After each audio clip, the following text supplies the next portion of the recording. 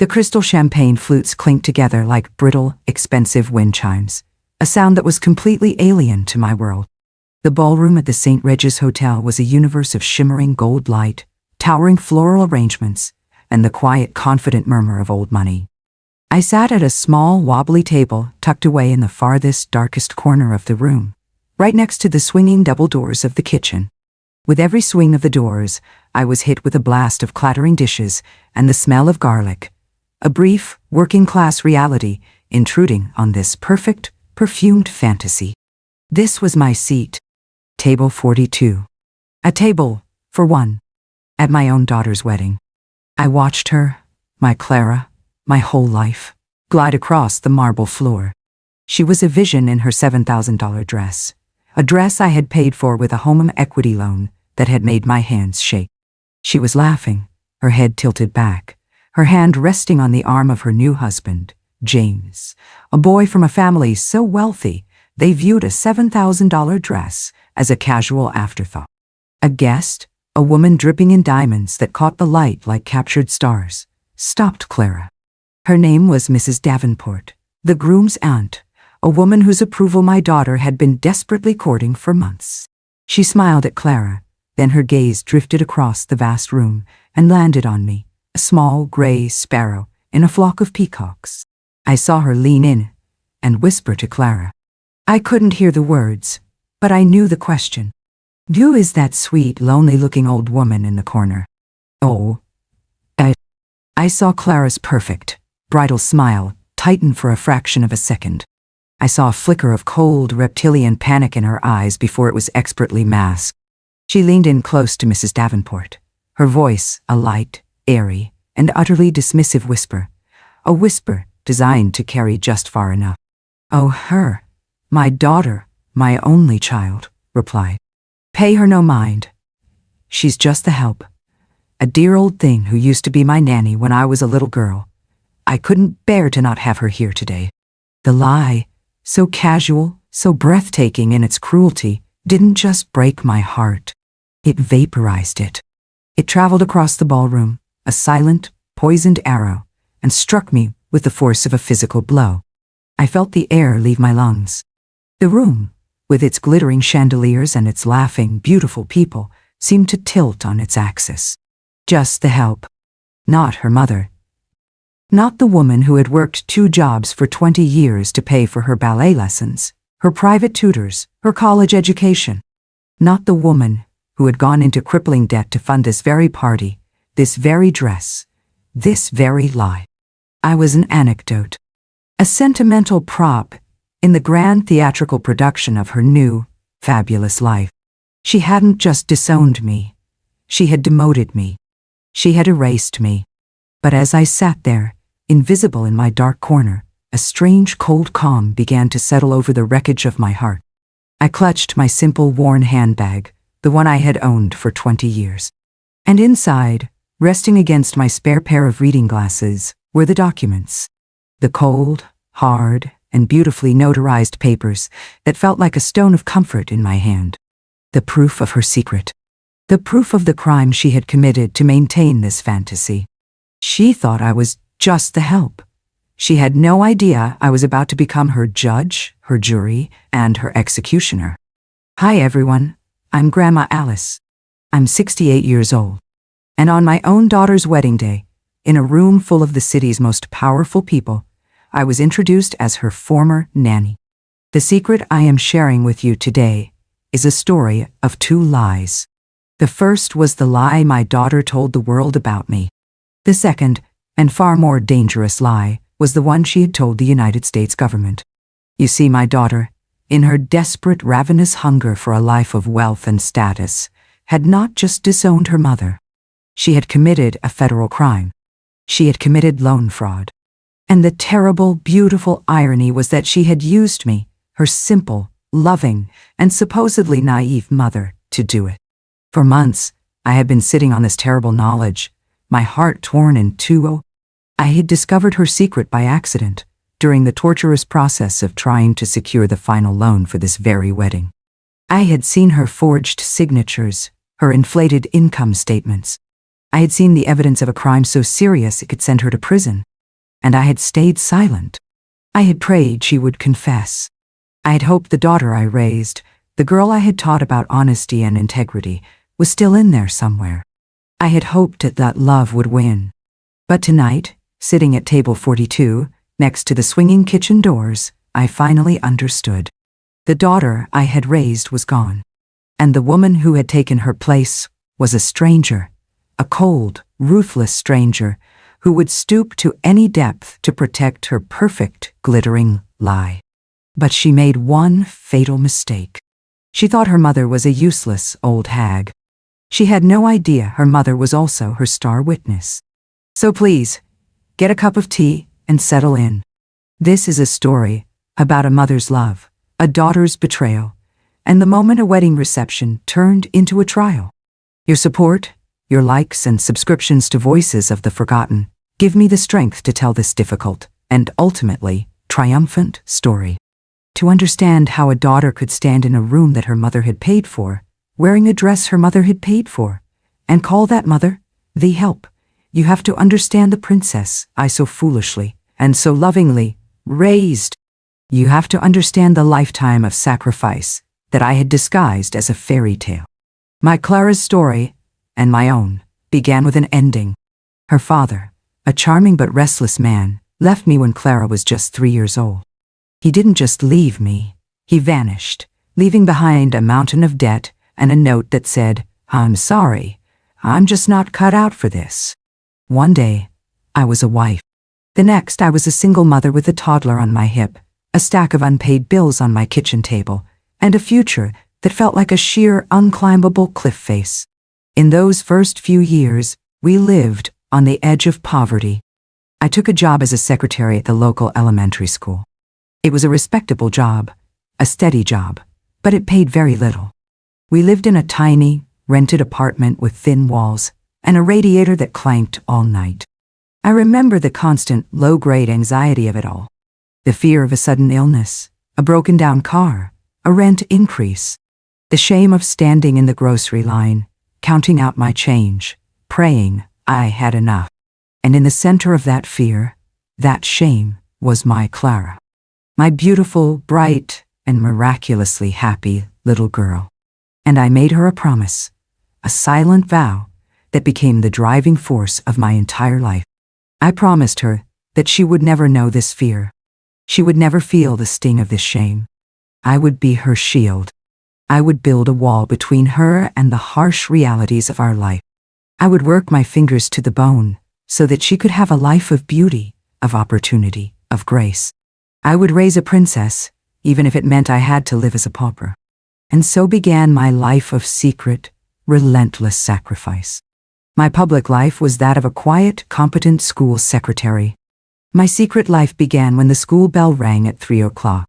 From 4 to 7, I cleaned houses for the wealthy families in the fancier part of town.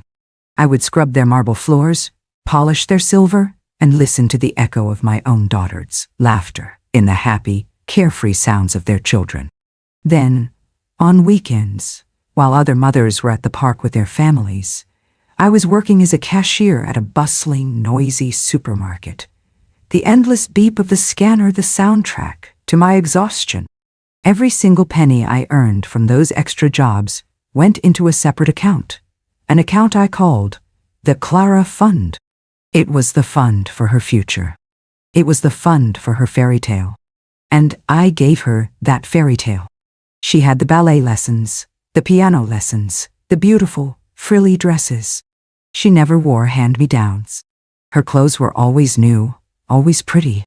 When her friends were all going to a summer camp we couldn't afford, I spent my entire summer's savings to send her. I told her a distant aunt had sent the money as a gift. My life was a patchwork of these small, loving lies, lies designed to protect her from the truth of my own exhaustion. She grew up to be everything I had dreamed of. She was beautiful, graceful, and popular. She was a good student, and she got into the state university. I couldn't afford the tuition, not really. But I refused to let her take on debt. So I did something I had sworn I would never do. I took out a second mortgage on the tiny house I had finally managed to buy after years of saving. I sat in the cold, impersonal office of a loan officer, my hands trembling as I signed the papers, shackling myself to another 20 years of debt so that she could be free of it. The problem with raising a princess is that they never learn about the economy of the castle. They never see the servants scrubbing the floors, the cooks toiling in the kitchen, the guards standing watch on the walls. They just see the magic, and they come to believe that the magic is their birthright.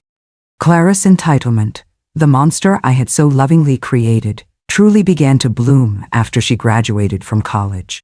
She moved back home, and my small house became the backdrop for her glamorous new life. She had expensive taste. She wanted designer clothes, trendy restaurants, weekends away with her friends. And she expected me to pay for it all. The requests were never demands. They were always framed as loving, reasonable requests. "Mom, all my friends are going to the beach for a week. I'll be the only one left behind. Can you help me out? Mom, there's this dress I saw. It's perfect for Sarah's wedding. It's an investment piece, really. Mom, my old car is making a funny noise. I don't feel safe in it." And I always said yes. I would take another shift at the supermarket. I would dip into my meager retirement savings. I would put it on a credit card. Because saying no would have meant shattering the fairy tale. It would have meant admitting that the castle was a sham, that the queen was just a tired old woman in a threadbare coat. And I couldn't bear the thought of the look of disappointment on my princess's face. Then came James. James was a prince from a real castle. He was a junior investment banker from a family whose name was written on the sides of hospital wings and university libraries. He was handsome, charming, and he fell completely and utterly in love with my Clara. And Clara, in turn, began the greatest performance of her life. She presented herself to James and his family, not as the daughter of a struggling school secretary, but as a woman of similar quiet, understated elegance. She hinted at a family trust fund, at a childhood of comfortable intellectual privilege. She was a brilliant actress. She learned their language, their manners, their quiet codes of old money. And they adored her. They saw her as the perfect match for their son. The wedding planning was a 9-month-long nightmare of escalating extravagance. The guest list, at the insistence of James' mother, grew to 300 people. The venue had to be the St. Regis Ballroom. The flowers had to be flown in from Holland. The dress had to be a designer original. With every new, astronomical expense, Clara would come to me, her face a mask of worried, apologetic love. "I know it's a lot, Mom," she would say. "But the Davenports have expectations. We have to do this right. It's about our future." I drained my savings. I maxed out my credit cards. I sold the few pieces of my mother's jewelry I had left. And it still wasn't enough. The final straw was the caterer. The bill was $50,000. I didn't have it. I had nothing left. "It's okay, Mom," Clara said, her voice a soothing, confident balm. "I have a solution. There's a special kind of bridge loan you can get for events. But because my freelance business is so new, the bank needs a cosigner. They just need you to sign a few papers. It's just a formality."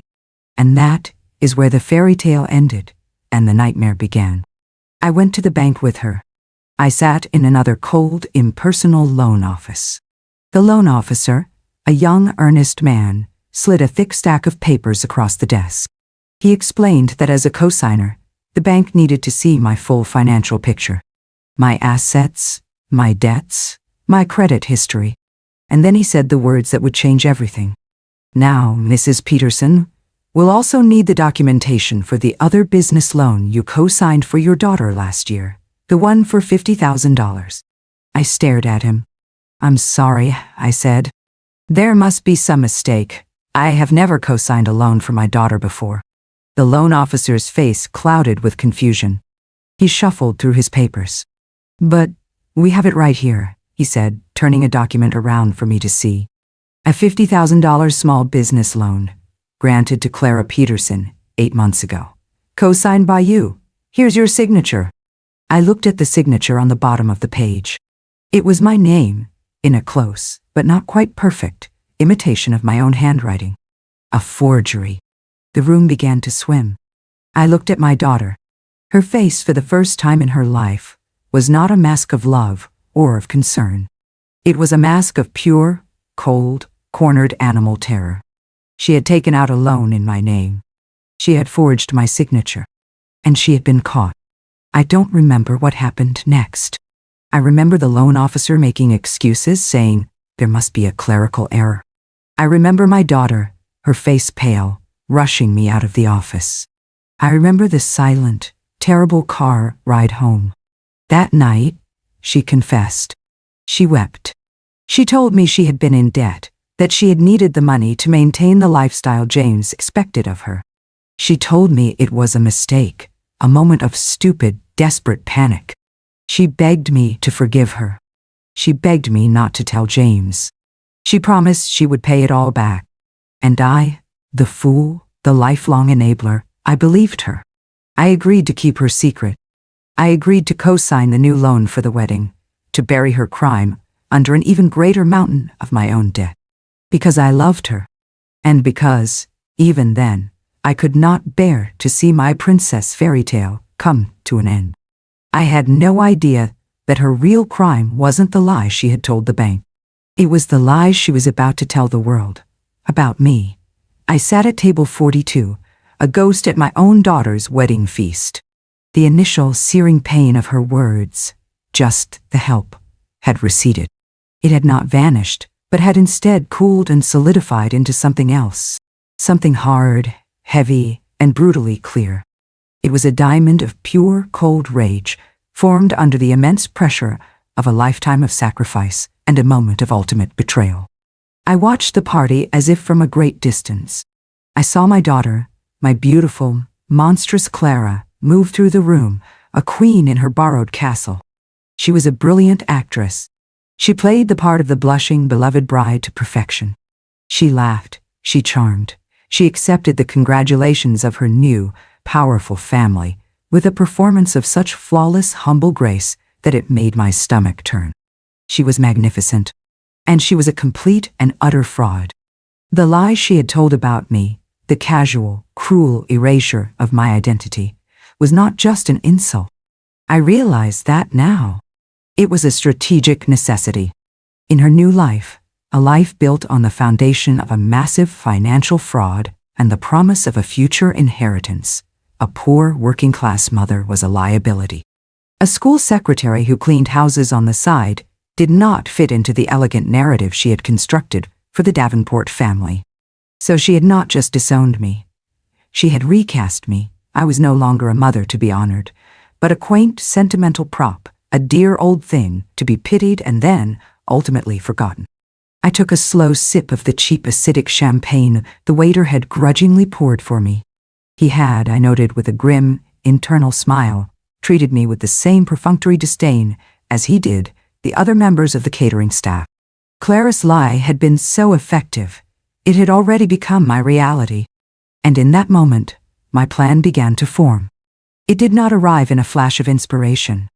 It rose up from the cold, hard diamond of my rage, a slow, methodical, and terrifyingly clear strategy. She wanted me to be the help? Fine. That you. I would be the best, most invisible, most underestimated help she had ever seen. I would play the part she had assigned me, right up until the moment I brought the entire glittering, fraudulent production crashing down around her ears. The wedding ceremony itself was scheduled to take place after the dinner and the speeches. The hotel staff were, at that very moment, transforming the adjacent terrace into a moonlit chapel. The vows, the sacred exchange of promises, would be the grand finale of the evening. And it was there, in that moment of supposed truth and public commitment, that I would have my say. I would not be a heckler, shouting from the back of the room. I would be a witness, delivering a testimony that no one, least of all the bride, was expecting. My first objective was reconnaissance. I needed to understand the logistics of the ceremony. I needed to know who was in charge, where the microphone was, the exact sequence of events. I was no longer a guest. I was a saboteur. I stood up from my wobbly table, my movements slow and deliberate. I adopted the persona Clara had given me. I became the sweet, slightly confused, and utterly harmless old nanny. I shuffled across the vast ballroom, my simple worn handbag clutched in my hands. I approached a young woman with a headset and a clipboard, a woman who was radiating an aura of stressed, iron-willed control. The wedding planner. "Excuse me, dear," I said, my voice a soft, reedy whisper. "I'm so sorry to bother you. I used to be Clara's nanny, you see. Such a lovely day. I was just wondering, I'm not feeling very well, a bit dizzy. I was hoping I could just sit quietly on the terrace, get a bit of fresh air before the ceremony starts." The wedding planner looked at me, her eyes scanning my simple dress, my worn shoes. She saw exactly what Clara had intended her to see. A harmless, irrelevant old servant. "Of course," she said, her voice a model of brisk, professional kindness. "The terrace is just through those doors. We're still setting up, but find a chair in the back. Just try to stay out of the way."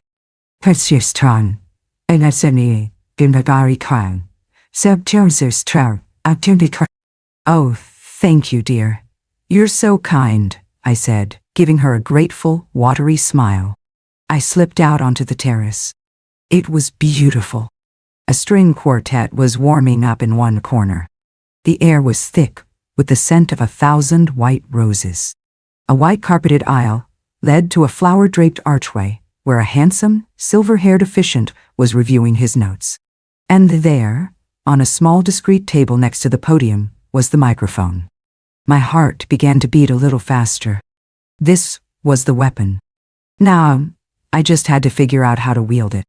I spent the next hour playing my part. I was the ghost at the feast. I hovered at the edges of the crowd, smiling my sweet, vague smile. I watched my daughter, my beautiful, terrible daughter, hold court. I watched her charm her new father-in-law, a man who ran a hedge fund that managed billions of dollars. I watched her laugh with her new mother-in-law, a woman who chaired the board of the city's art museum. They were all so captivated by her, so completely and utterly fooled.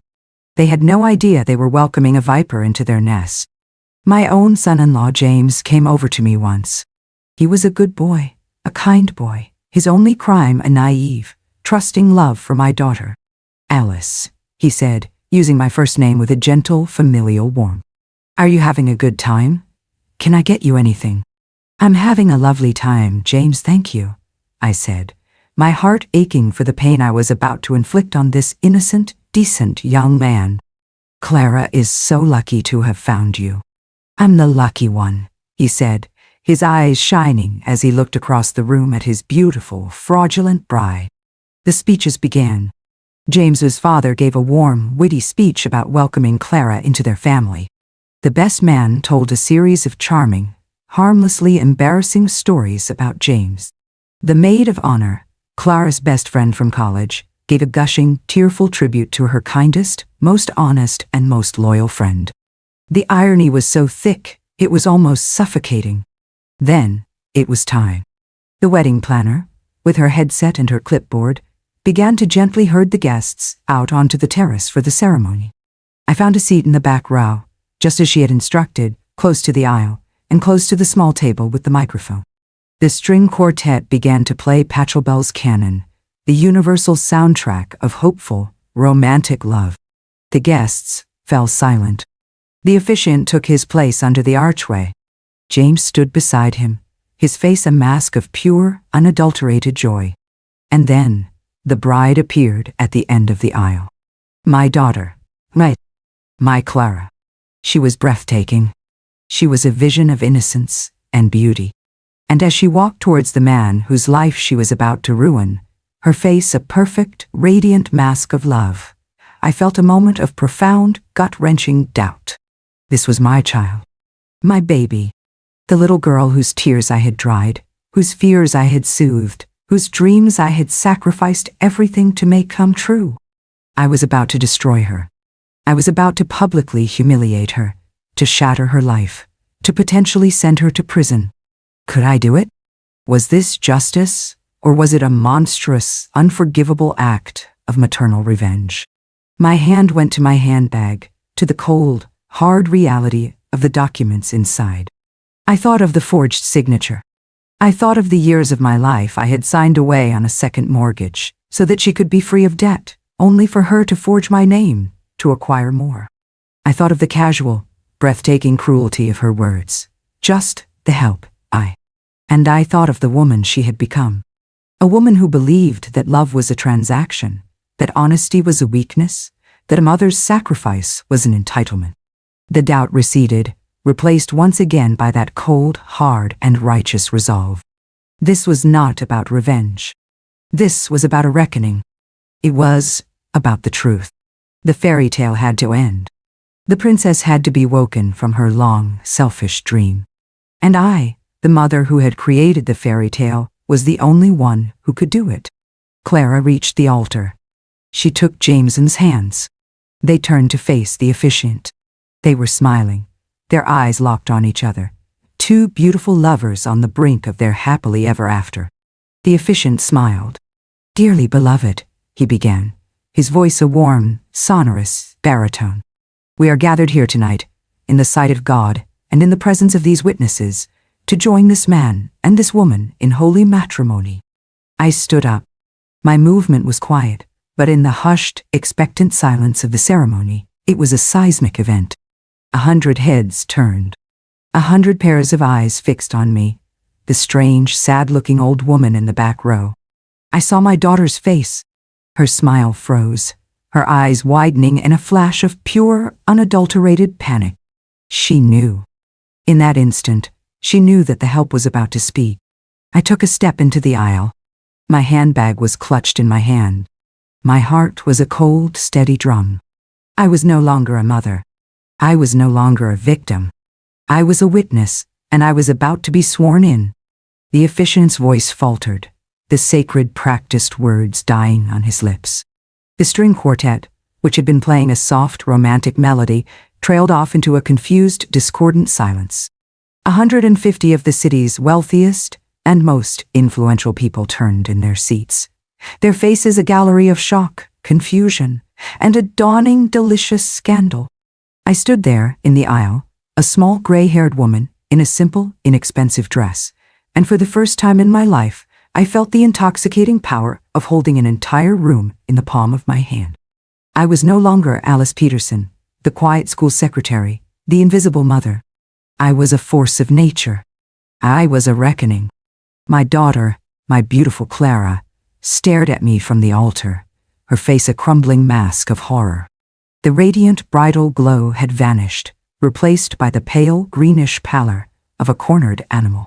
Her eyes, which had been shining with triumphant love just moments before, were now wide with a pure, primal terror. She knew. She didn't know how I knew, but she knew that her carefully constructed world was about to be annihilated. James, her handsome, decent groom, looked from Clara's terrified face to mine, his own expression a mask of bewildered concern. "Mom," he mouthed, the word a silent, confused question. He still thought I was his mother-in-law, a beloved member of the family. The pain of what I was about to do to him was a sharp, sudden knife in my own heart. I ignored him. I ignored them all.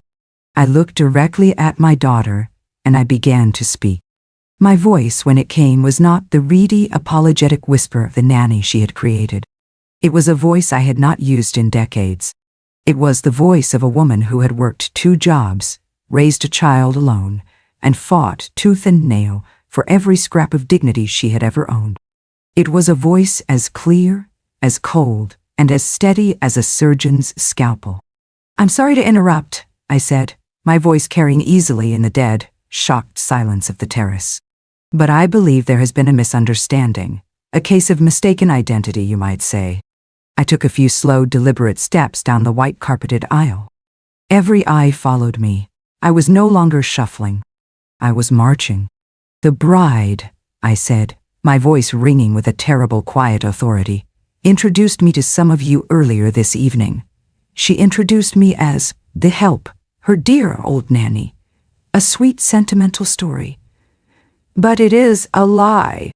I stopped at the front row, where the groom's parents, Mr. and Mrs. Davenport, were sitting, their faces frozen in masks of aristocratic disbelief.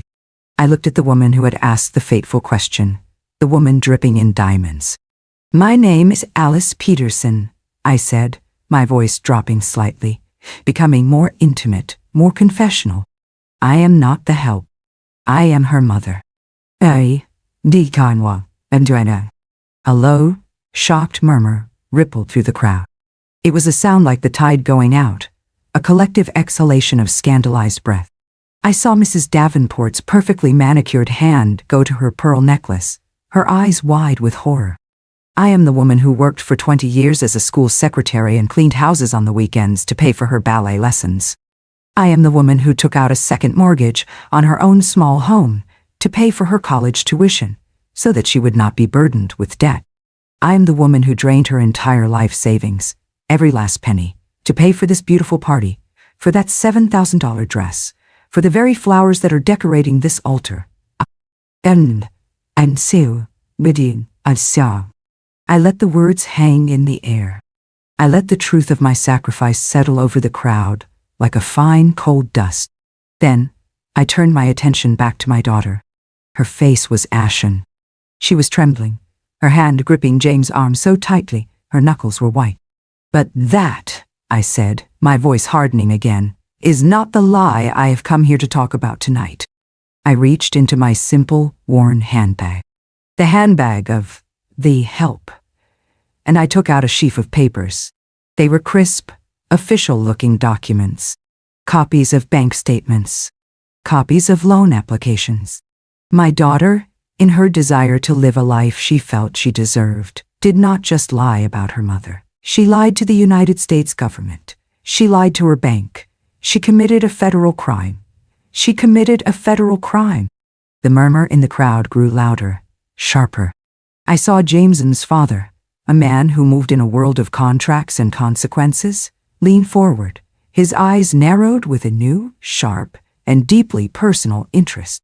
8 months ago, I continued, my voice the clear, damning instrument of a prosecutor delivering her closing argument, my daughter applied for a $50,000 small business loan, a loan she needed to maintain the illusion of the life she was living for you, James, and for your family. But she had no collateral. She had no collateral. She had no collateral, she had no credit history. So she used mine. I held up a copy of the loan application, the forged signature circled in a vicious red pen. This, I said, my voice ringing out, is the real foundation of the life you were about to enter, James. Not love, not honesty, but fraud. A life built on a bedrock of lies, a life paid for with a crime. I then turned to the groom's parents. And this wedding, I said, my voice dripping with a cold, righteous fury, this entire extravagant $50,000 affair was paid for with a second fraudulent loan.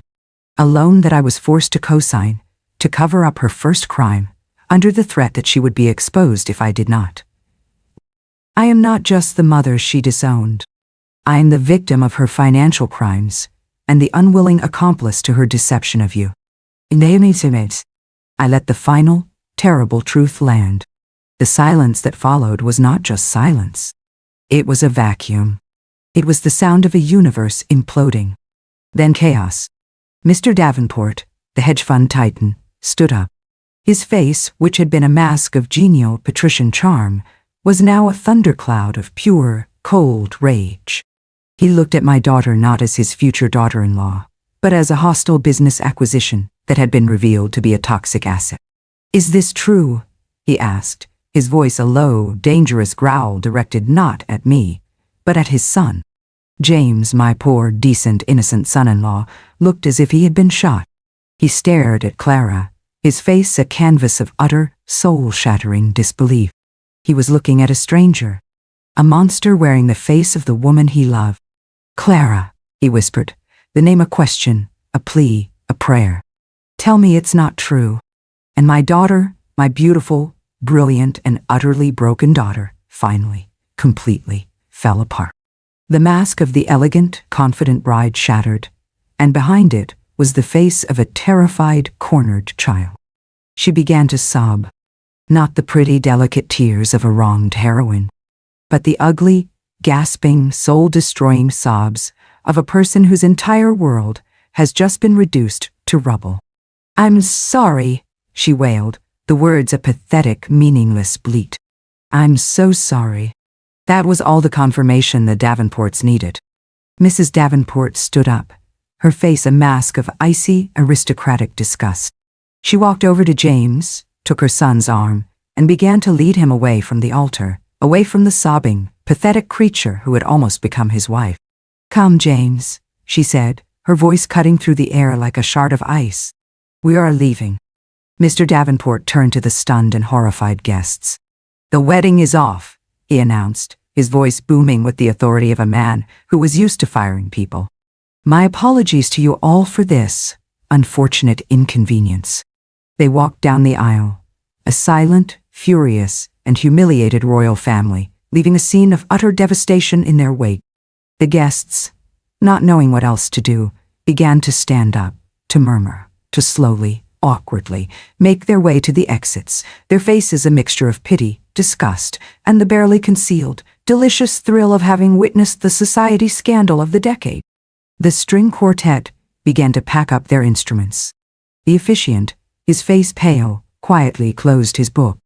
The wedding planner was speaking frantically into her headset, her face a mask of pure professional panic. And in the middle of it all, my daughter, Clara, was on her knees on the white carpet. Her $7,000 dress pooled around her like a shroud, her body shaking with the ugly, racking sobs of a princess whose castle had just been revealed to be a house of cards. I watched her for a long, silent moment. I felt a pang of something, a faint, ghostly echo of the love I had once felt for her. The love for the little girl who had loved butterflies, the little girl whose dreams I had wanted to make come true. But the woman sobbing on the floor was not that little girl. She was a stranger I had created. I turned and walked away. I walked down the aisle, my head held high. The few remaining guests parted for me, their eyes full of a new, grudging respect. I was no longer the help. I was no longer the victim. I was a force to be reckoned with. I walked out of the ballroom, out of the Grand Hotel, out into the cool, clean night air. I did not look back. The fairy tale was over. And I was, for the first time in a very long time, finally, blessedly, free.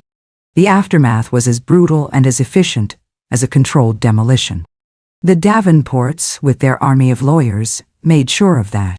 The story of the wedding that wasn't became the stuff of legend in the city's elite circles. Clara was a social pariah overnight. Her name was Poison.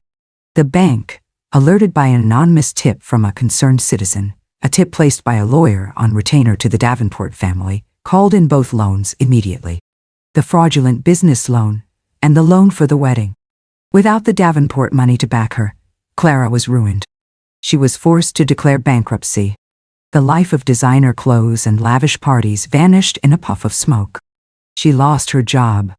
The story of the loan fraud, though not yet a public criminal matter, circulated through the city's business community like a virus. No one would touch her. She tried to apologize to me. She came to my small house, the house she had once been so ashamed of, her face tear-stained, her designer clothes replaced by simple, inexpensive ones. She begged for my forgiveness. She begged for my help. I listened, my face a calm, unreadable mask. I did not yell. I did not cry. I simply looked at the stranger standing in my living room, the woman who had called me the help, and I felt nothing. The place in my heart where my love for her had once lived was a cold, empty, and cauterized space.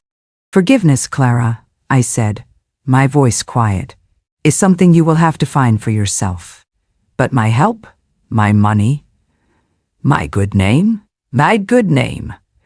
that bank is closed. Forever." I asked her to leave, and she did, a broken, weeping ghost, disappearing into the new, harsh reality of the life she had chosen for herself. So what is the final lesson from the ashes of my daughter's wedding day? It is a lesson about the dangerous, seductive nature of fairy tales. I spent a lifetime trying to build a castle for my daughter, to protect her from the harsh realities of the world. But in doing so, I had not built a sanctuary. I had built a prison of entitlement, of expectation, of a profound and crippling disconnect from the real world. I had taught her to believe in magic, and I had forgotten to teach her about consequences. I also learned that a mother's love, in its fierce, protective blindness, can sometimes become a form of poison. My sacrifices were not a gift, they were a crutch. My silence in the face of her growing entitlement was not love, it was enablement. It was only when I was willing to tear down the entire rotten fairy tale castle, to let her stand alone in the rubble of her own making, that she had any chance at all of finding her own, real and honest self. My life is quiet now. I am still a school secretary. I still clean houses on the weekends, not because I have to, but because I find a strange quiet dignity in the simple, honest work. My debts are paid. The sale of the designer dress, the cancelled honeymoon, and a series of ruthless legal maneuvers by the Davenports' lawyers had seen to that. I do not know what has become of Clara. I hear whispers, sometimes, that she is working as a waitress in a small town 100 miles away, that she is trying to pay back her debts, that she is, for the first time in her life, truly on her own. I hope, for her sake, that it is true. I hope that one day she will find a way to build a life, a real life, not on a foundation of lies, but on the hard, solid ground of her own two hands. Perhaps one day she will find her way back to me. Perhaps one day we will be able to sit at my small kitchen table and share a cup of tea, not as a princess and her servant, but as two women who have both survived a terrible, beautiful, and heartbreaking fairy tale. But I am not waiting. I am living my own life. A quiet life. A real life. A life where I'm not the help, but the hero of my own story. And it is a story that is, finally, blessedly, my own. Thank you for joining me for this story of a wedding, a lie, and a long overdue reckoning. It has been a painful story to tell, but a necessary one. Your quiet companionship has been a great comfort. If my story has resonated with you, a like, or a subscription to Voices of the Forgotten would be a cherished gift. Remember that the truth is a powerful, and sometimes a painful, thing. But it is the only foundation on which a real life can be built.